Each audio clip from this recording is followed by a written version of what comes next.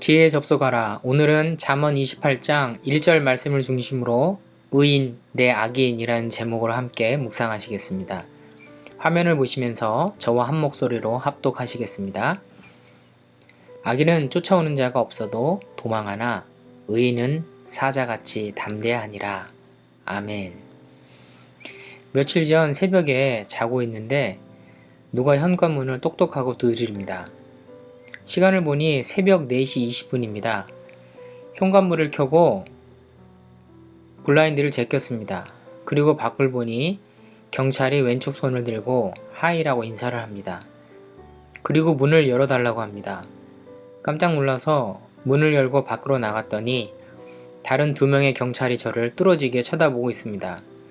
이게 뭔 일인가 싶어서 왜 그러냐고 물어보니 제복을 입은 남자가 저에게 하는 말이 혹시 911에 전화를 했냐는 것입니다. 순간 정신이 아득했습니다.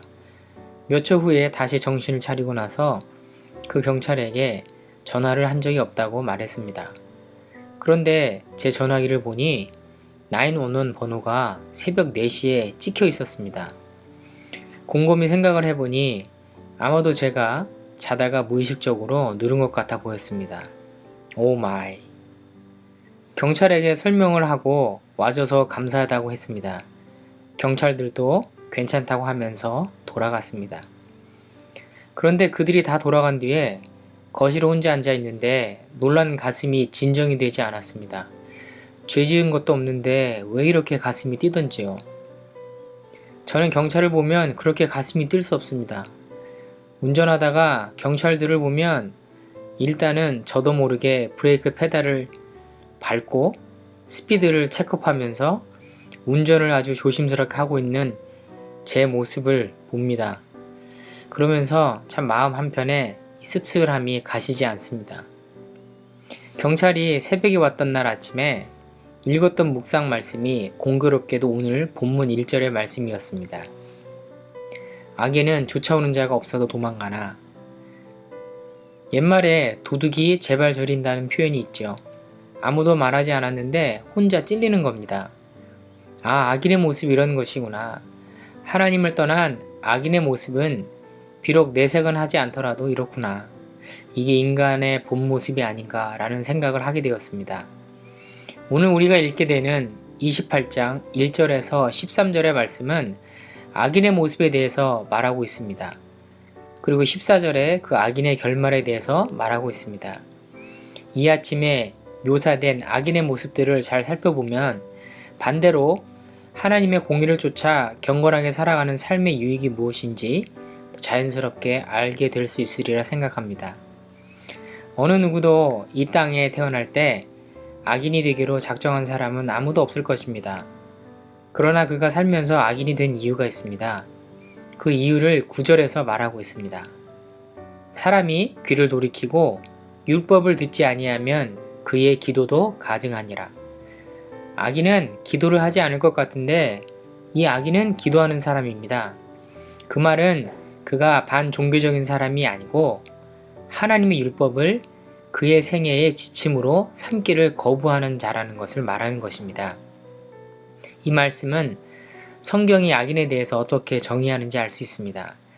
악인은 하나님의 말씀을 자신의 인생의 지침으로 삼기를 원하지 않는 사람입니다. 당연히 이 사람의 기도는 응답이 되지 않겠지만 이 악인은 하나님께 올려드리는 성도의 거룩한 기도조차도 자신의 유익을 위해 이용하는 것입니다. 그래서 비록 그가 종교인처럼 보인다 하더라도 그는 하나님 앞에서 악인인 것이고 결국 그 악인에게서 나오는 열매들은 14절에 말씀하는 재앙 같은 쓴 열매들 뿐입니다. 그렇다면 이렇게 하나님을 떠난 악인이 맺게 되는 열매는 무엇일까요? 1절입니다. 악인은 쫓아오는 자가 없어도 도망간다. 왜 도망갈까요? 그것은 비난을 받기 전에도 그의 괴로운 양심으로 정죄를 받기 때문입니다. 임종 직전의 모습을 보면 그 사람이 어떤 인생을 살았는지 알 수 있다고 합니다. 이 땅에서 잘 산 것처럼 보이지만 막상 죽음 앞에서 몸을 뒤틀며 죽기 싫다고 괴로워하는 분들이 있습니다. 반면 평생 살면서 사람들 보기에 별 볼 일이 없어 보이지만 하나님을 사랑하고 의지하셨던 분들의 마지막 임종 직전의 표정을 보면 참으로 평안해 보이는 분들이 계십니다. 왜냐하면 그분들에게는 죽음이라는 것이 고통의 순간이고 고통의 시작이 아니라 이제 하나님의 넓은 품으로 다가가는 축복의 시간이기 때문에 그렇습니다. 그래서 사자처럼 담대할 수 있는 것입니다.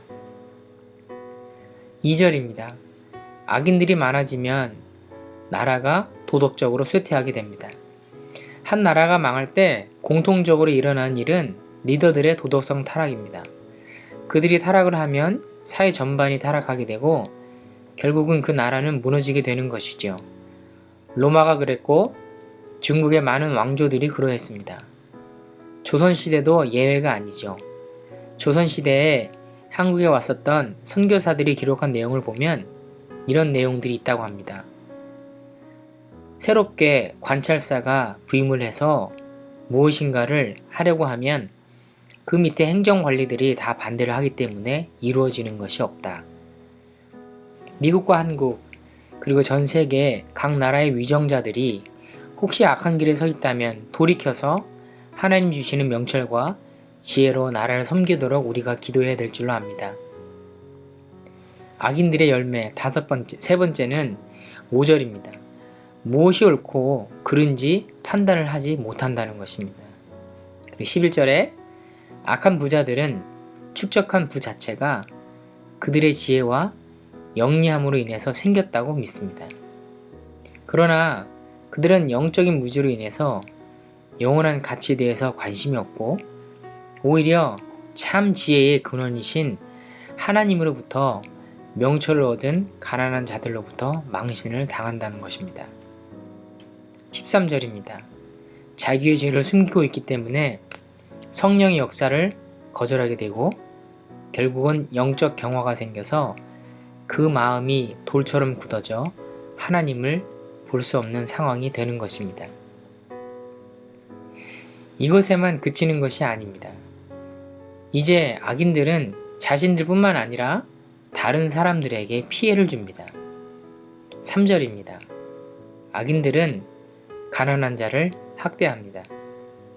그들이 가난한 사람들을 학대하는 방식은 8절인데요.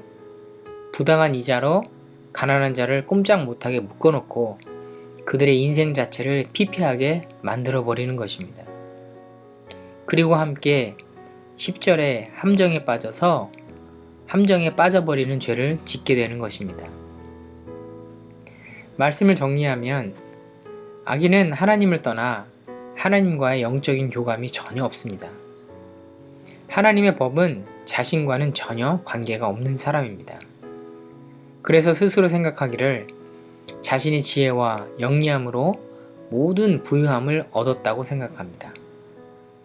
그리고 다른 가난한 자들을 압제하며 살아갑니다. 성도 여러분, 그렇다면 의인은 반면에 어떤 사람일까요? 악인의 모습과 정반대의 삶을 살아가는 사람일 것입니다. 의인은 그 마음에 하나님의 율법을 두고 사는 사람입니다. 그래서 그는 어떤 어려움이 와도 심지어 죽음조차 두려워하는 대상이 아니라 그 앞에서 사자처럼 담대한 사람입니다. 의인은 겸손한 사람입니다. 그래서 자신의 모든 지혜와 명철을 하나님께 의뢰하며 하나님이 주셨다고 오히려 좋은 결과 앞에서 영광을 올려드리고 하나님을 더 의지하며 사는 사람입니다. 그리고 자신보다 어려운 사람을 압제하고 이용해서 자신의 배를 채우는 것이 아니라 오히려 그들과 함께 서서 그들이 짐을 나눠지는 사람입니다. 성도 여러분은 어떠십니까? 성도는 예수 그리스도를 입은 거룩한 무리들입니다. 비록 하나님 앞에서 보잘것없는 영원 형벌을 받을 죄인이었으나 예수 그리스도의 피로 말미암아 사망에서 생명으로 악인에서 의인의 삶으로 트랜스퍼된 사람들입니다. 이제 우리는 죄된 삶에서 돌이켜 하나님의 사랑의 법을 가슴에 품고 하나님을 사랑하고 이웃을 사랑하는 삶을 살아가야 할 것입니다. 오늘 하루도 예수님처럼 그렇게 사랑하고 또 사랑하시며 의인의 삶을 살아가시는 성도님들 되시기를 예수님의 이름으로 축원을 드립니다. 하나님 아버지, 우리는 아무 공로 없으나 예수 공로 힘입어 의인으로 불러주셔서 감사합니다. 죄악된 길에서 떠나 하나님의 의의 길로 살기로 결단하였으니 주님, 우리가 오늘 하루 의인의 삶을 살아가도록 힘주시고 붙들어 주시옵소서. 감사드리며 거룩하신 예수 그리스도의 이름으로 기도하였습니다. 아멘.